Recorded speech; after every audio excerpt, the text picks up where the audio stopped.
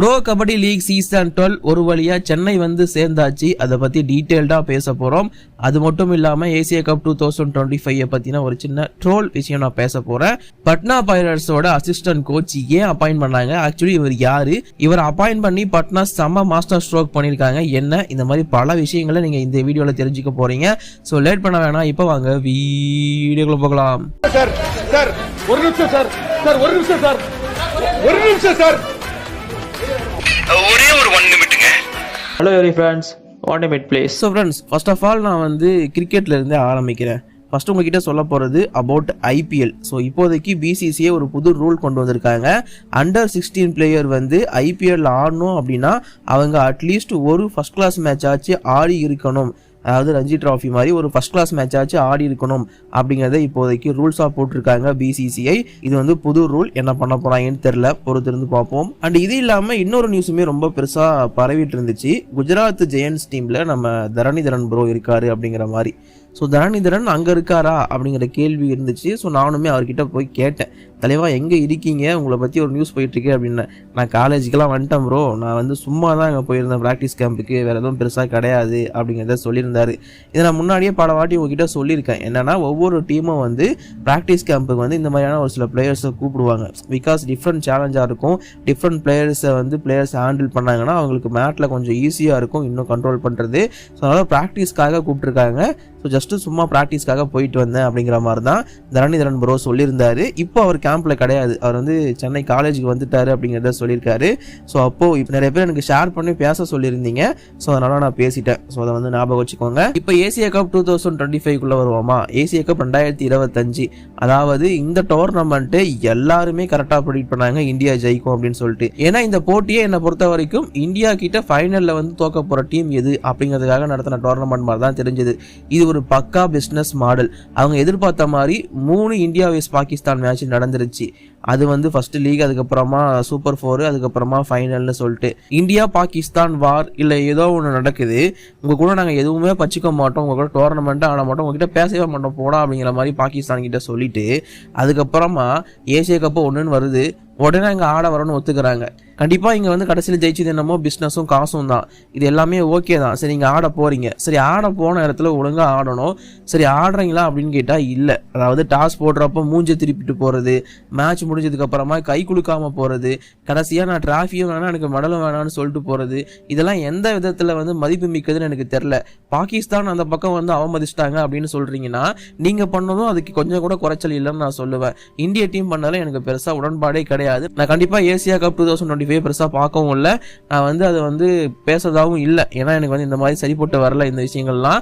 And அது மட்டும் இல்லாமல் பாகிஸ்தான் பிளேயர்ஸ் அதை பண்ணாங்க, பாகிஸ்தான் பிளேயர்ஸ் இதை பண்ணாங்கன்னு சொன்னீங்கன்னா இப்போ நீங்கள் பண்ணதும் ஆல்மோஸ்ட் அதே மாதிரி தான் இருந்துருந்துச்சு.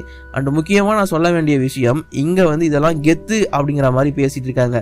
உண்மையான கெத்து வந்து என்னை பொறுத்த வரைக்கும் அங்கே ஒரு லெஜண்ட்ஸ் டோர்னமெண்ட் நடந்துச்சு. யுவராஜ் சிங் தலைமையிலான இந்தியன் டீம் வந்து நாங்கள் செமிஃபைனல் ஃபைனலுக்கு போகலனா கூட பரவாயில்ல, நாங்கள் பாகிஸ்தான் கூட ஆட மாட்டோம்னு சொல்லிட்டு வாக் ஓவர் கொடுத்துட்டு வெளியே வந்தாங்க. என்னை பொறுத்த வரைக்கும் அதுதான் கெத்தா இருந்துச்சு. இவங்க பண்ணது எதுவுமே எனக்கு கெத்தா தோணல. இன்ஃபேக்ட் இவங்க பண்ணதெல்லாம் எனக்கு கொஞ்சம் என்னடா இப்படி பண்ணிட்டு இருக்கீங்க அப்படிங்கிற மாதிரி தான் இருந்துச்சு. ஸோ எனக்கு இவங்க பண்ணதில் உடன்பாடு கிடையாது. ஸோ அவங்க ஏன் கப்பை வாங்கலை அப்படின்னு கேட்டிங்கன்னா, பிகாஸ் ஏசியா கப் அண்ட் மெடல்ஸை வந்து கொடுக்க போகிறது ஏசிசி சேர்மன். அவர் யாருன்னு பார்த்தீங்கன்னா பாகிஸ்தான் மினிஸ்டர். ஸோ அவர் கையிலிருந்து வாங்குறதுக்கு இந்தியா விரும்பலை, அதனால தான் அவர்கிட்ட இருந்து மெடலோ இல்லை கோப்பையோ வாங்கலை. இதெல்லாம் ஓகே, பட் எங்களுக்கு வந்து அது கொடுத்துருவாங்கன்னு நம்பிக்கை இருக்குது அப்படிங்கிற மாதிரிலாம் சொல்லியிருக்காங்க. தெரில, இந்த டோர்னமெண்ட் ஆடாமல் இருந்தால் நான் சந்தோஷப்பட்டிருப்பேன். ஆடி இந்த மாதிரி பண்ணுறதுக்கு எனக்கு இது பெருசாக உடன்பட்டு வரல.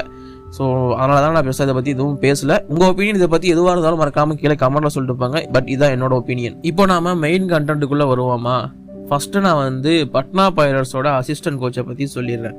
ஸோ அவங்க வந்து பார்த்தீங்கன்னா மிட் சீசனில் ஒரு அசிஸ்டன்ட் கோச்சை அப்பாயின்ட் பண்ணியிருக்காங்க. கண்டிப்பாக இது வந்து எல்லாருக்குமே ஒரு பெரிய சர்ப்ரைஸாக இருக்கலாம், பட் எனக்கு இல்லை. ஏன்னா பட்னா பைரட்ஸில் ரைடிங் கூட அவங்க மேனேஜ் பண்ணிக்கிறாங்க. பட் டிஃபென்ஸ் வந்து நல்ல டிஃபெண்டர்ஸ் இருந்தும் அவங்ககிட்ட ஏதோ ஒரு மிஸ்டேக் இருக்குது, ஏதோ ஒன்று பண்ண மாட்டாங்க அப்படிங்கிற ஒரு பிரச்சனை இருந்துகிட்டே தான் இருந்துச்சு. ஸோ அப்படி இருக்கிறப்ப தான் இப்போதைக்கு மேனேஜ்மெண்ட் முடிவு பண்ணி ரந்தீப் தலால் அப்படிங்கிற ஒரு ஸ்ட்ராங்கான டிஃபென்ஸ் கோச்சை அப்பாயிண்ட் பண்ணியிருக்காங்க. இவருக்கு ஒரு பெரிய ஹிஸ்ட்ரி இருக்குது. இவர் யாருன்னு பார்த்தீங்கன்னா சர்வீசஸ் டீமோட ரொம்ப சக்ஸஸ்ஃபுல்லான கோச் வந்து இந்த ரந்தீப் தலால். அது மட்டும் இல்லாமல் ரெட் ஆர்மி டீமை ரீசெண்டாக இன்டர் சர்வீஸ் டோர்னமெண்ட்டில் வந்து லீட் பண்ணி சாம்பியன்ஷிப்பும் அடிக்க வச்சிருப்பாரு. நம்ம தமிழகத்தை சேர்ந்த அலெக்ஸ் பாண்டியன் அசிஸ்டன்ட் கோச்சா இருக்காருல்ல, அந்த டீம் தான் ரெட் ஆர்மி சாம்பியன்ஷிப் அடிச்சிருப்பாங்க. நிறைய பேர் பார்த்துருப்பீங்கன்னு நான் நம்புறேன். ஸோ இந்த மாதிரி ஓவராலாக நல்ல ரெக்கார்டு அண்ட் கூடவே சூப்பர் சக்சஸிவான ஒரு கோச் தான், அதுவும் டிஃபென்ஸ் கோச் தான் ரந்தீப் தலால். ஒரு டிஃபென்ஸ் கோச்சா சம்பவங்களை பண்ணி விட்டுருக்காரு. அண்ட் இவரோட டாக்டிக் மூவ்மெண்ட்ஸுக்கு இவர் ரொம்ப பேர் போன ஒருத்தர், பிளான் போட்டு தூக்கக்கூடியவர்னு சொல்லலாம். அண்ட் அது மட்டும் இல்லாமல் ஸோ ஆல்ரெடி பட்னா பைரட்ஸ் டீம்ல இருக்கிற அன்கித் ஜக்லான் அண்ட் தீபக் மாதிரியான பிளேயர்ஸுக்கு கோச்சா இருக்கிறவர் டொமஸ்டிக்ல இவர் தான். எஸ், இவருக்கு கீழே தான் அந்த பிளேயர்ஸ்லாம் ஆடிட்டு இருக்காங்க டொமஸ்டிக் டோர்னமெண்ட்ல. அவங்க மட்டும் கிடையாது, மஞ்சித் தாஹியா மாதிரியான பிளேயர்ஸ், தேவங் தலால் மாதிரியான பிளேயர்ஸ் எல்லாருமே இவருக்கு கீழே ஆடுற பிளேயர்ஸ் தான் டொமஸ்டிக்ல. அதாவது இவர் கீழே ஆடி தான் அவங்க அந்த அளவுக்கு ரொம்ப ஃபேமஸ் ஆனாங்கன்னு சொல்றேன், அதாவது ஸ்கில்ஃபுல்லா இருக்காங்கன்னு சொல்றேன். ஸோ அந்த மாதிரி டீமுக்கு, அதாவது முக்கியமா டீம்ல இருக்கிற பிளேயர்ஸுக்கு ஏற்ற மாதிரி அவங்க கோச்சையே டிஃபென்ஸ் கோச்சா அப்பாயின்ட் பண்ணியிருக்காங்க பட்னா. பட் ஆல்ரெடி ஹெட் கோச்சா அனுப்குமார் இருக்காரு, ரைடிங்க்கு வந்து பிரசாந்த் குமார் ராய் இருக்காரு, முன்னாள் PKL முன்னாள் பட்னா பைரட்ஸ் கேப்டன் அவர் இருக்காரு. ஸோ இப்போ ரந்தீப் தலால் அப்பாயின்ட் பண்ணியிருக்காங்க. கண்டிப்பா பட்னா ஏதோ ஒன்று குக் பண்ணிட்டு இருக்காங்க. ஒரு நல்ல மூவ்மெண்டா தான் எனக்கு தெரியுது. பார்ப்போம் சென்னையில அவங்களுக்கு டர்னிங் பாயிண்டா அமைதியா இல்லையா அப்படிங்கறத. அண்ட் இப்போ நாம சென்னையிலக்குன்னு பேசும்போது சென்னைக்கு வந்து ப்ரோ கபடி லீக் சீசன் 12 வந்துருச்சு. செப்டம்பர் 29 டு அக்டோபர் 10 வரைக்கும் இங்கே நடக்க போகுது அப்படிங்கிறத மென்ஷன் பண்ணியிருக்காங்க. கண்டினியூஸாக மேட்சஸ் இருக்க போது தமிழ் தலைவாசுக்கும் 3-4 மேட்சஸ் இருக்குன்னு நினைக்கிறீங்க. அண்ட் முக்கியமாக தமிழ் தலைவாசுக்கு அக்டோபர் 1 அன்னைக்கு மேட்ச் இருக்கு, யூ மும்பா வெஸ்ட் தமிழ் தலைவாசு. அந்த அக்டோபர் 1 அன்னைக்கு நடக்க போகிற மேட்சுக்கு நான் வரப்போகிறேன். ஸோ நான் வந்து ஆக்சுவலி இன்வைட் பண்ணியிருக்காங்க டீம் சைடு இருந்து. ஸோ அதனால் நான் வந்து விசிட் பண்ண போகிறேன். ஸோ முடிஞ்சால் அங்கே நம்ம பார்க்கலாம். எனக்கு இன்ஸ்டாகிராமில் மெசேஜ் பண்ணுங்க, இல்லை நானுமே வந்து ஸ்டோரி வைக்கிறேன் எங்கே இருக்கேன் அப்படின்னு சொல்லிட்டு. நீங்கள் என்னோட ஃபேஸை பார்த்ததில்லை அப்படின்னா இதான் என்னோட ஃபேஸு. இப்போ கொஞ்சம் மாறி இருக்கு, பட் இதுதான் இப்படி தான் இருப்பேன். ஸோ முடிஞ்ச அளவுக்கு என்ன பாருங்க. முடிஞ்ச கம்யூனிட்டி டேப்ல நான் இப்போ ரீசெண்டாக எடுத்த பிக்கு போடுறேன். நீங்கள் என்ன பார்த்தீங்கன்னா கண்டிப்பாக வந்து பேசுங்க, நானுமே உங்ககிட்ட பேசுவேன். அதுக்கெல்லாம் எந்த பிரச்சனையுமே கிடையாது, உங்ககிட்ட நான் சொல்லிக்கிறேன். இப்போ முடிஞ்சா வந்து பாருங்க. நானுமே ரொம்ப எக்ஸைட்மெண்ட்டாக வெயிட் பண்ணிட்டு இருக்கேன் அந்த Chennai leak. October 1 Chennai match அன்னைக்கு மிஸ் பண்ணிடாதீங்க, நானும் வரேன், வெயிட் பண்ணலாம். அண்ட் முக்கியமாக நான் சொல்ல வேண்டியது, சென்னைக்கு வந்து ரொம்ப நாள் கழிச்சு ப்ரோ கபடி லீக் அப்படிங்கிறது வந்திருக்கு. ஓவரால் நம்ம தமிழ்நாடு பிளேயர்ஸை வச்சு போட்டோ ஷூட் பண்ணியிருந்தாங்க. அது எனக்கு பார்க்க ரொம்ப நல்லா இருந்துச்சு. வழக்கமாக ஃபர்ஸ்ட் டீம்ஸ் ஆட போறாங்கல்ல, அவங்கள வச்சியோ இல்லை அந்த ஹோம் டீமை வச்சியோ பண்ணியிருப்பாங்க.